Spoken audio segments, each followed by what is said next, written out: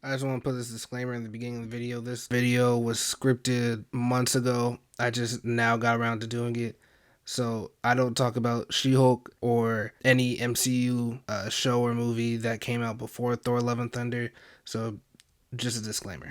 After years of anticipation, I recently went to go watch Thor Love and Thunder. I was never a big Thor fan, especially after The Dark World. I found the world of the gods quite dull and devoid of any life. But all that changed when Taika Waititi came on board to direct the third and presumed final movie for Thor, named Ragnarok. This movie is what properly introduced me to the beauty of Thor and his world. Gone were the dark undertones and European shot choices, and to replace them was vibrant color, a well-crafted comedy that was there to enhance your viewing pleasure. A well-crafted story, and most importantly, a bold, satisfying ending. Until they had to jump right into the next movie, because this is Marvel, where the story never ends. While watching Love and Thunder, I really pondered if a Marvel movie franchise could ever end.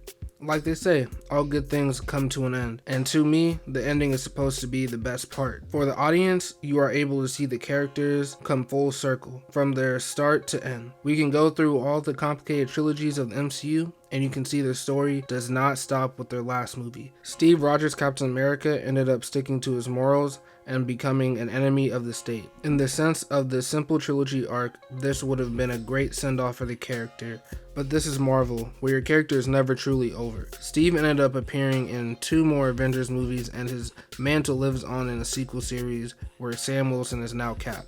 But Steve isn't dead, so he could make an appearance, who knows. Iron Man 3, although controversial, ended in a satisfying manner where Tony can finally heal and let go of his past injuries and Iron Man suits, and presumably start a family. This ending is watered down after he appears in the next Avengers movie just to rebuild all of his Iron Man suits yet again.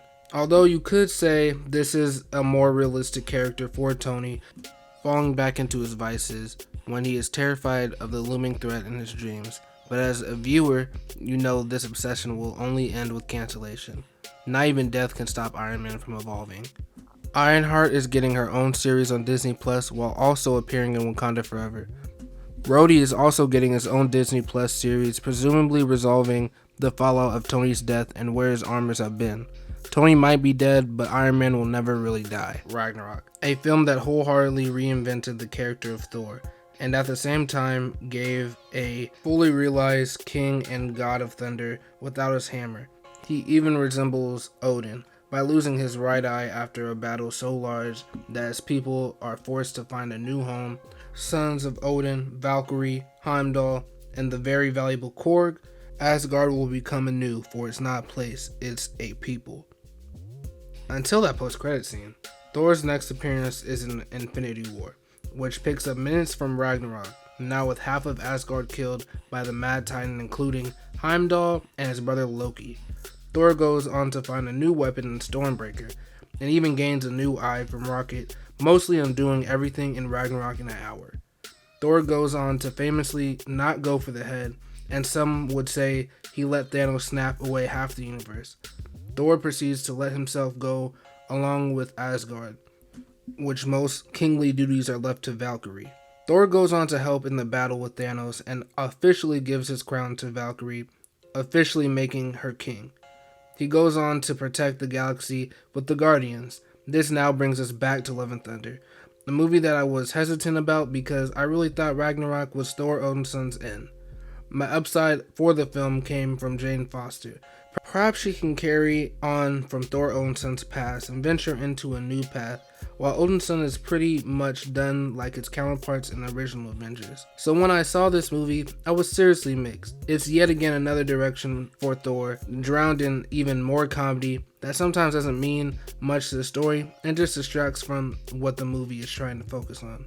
Jane was still a side character when push come to shove, there to serve Thor's character. It seemed like Valkyrie didn't want to be there most of the time, and I have a sneaking suspicion they cut a story she had in the film. Gore, played by Christian Bale, although menacing, was given barely any screen time, a fact that I again blame on the use of so much comedy and the film's short runtime. Thor's character is in a somewhat of a regression at this point, In the original movie, he was somewhat of a doof, but that was really because he didn't really know anything about Earth. In Ragnarok, he was never really the comedy punching bag he is in this movie. All of his comedy in Ragnarok, in my opinion, came from the passing or another character in the film, such as Korg. All great franchises have their end. The Dark Knight trilogy, Lord of the Rings, Spider-Man, Die Hard, and even Star Wars is broken up into trilogies that all serve different purposes. Okay, that's the whole script, but now I just want to freestyle a little bit, just talk about the MCU and how I think it's gonna go, kind of. I have faith in the MCU. Phase 4, although not the best, I think of it more as a stepping stone, as a phase 1 to this saga, so I still got my hopes up. They did have some stinkers. They also had some good stuff like Spider-Man and Shang-Chi. There's some good stuff in there, but right now I don't really see a ending for the MCU. I just feel like they're gonna keep on going and going until the wheels fall off, and the wheels falling off is gonna take a long time, because even when they stop making $1 billion every movie, they're still gonna make double the profit they spent on the movie. So I think it's still worth it for them to make it. Besides that, it's to me, it's just regular MCU to me. There's always gonna be the stinkers, there's gonna be the great, there's gonna be the mid. But what do you think? Do you think the MCU is going in a dangerous direction, which is the most popular opinion right now? Or do you think this is just a stepping stone to something bigger, which it usually is? Tell me in the comments down below. Thank you.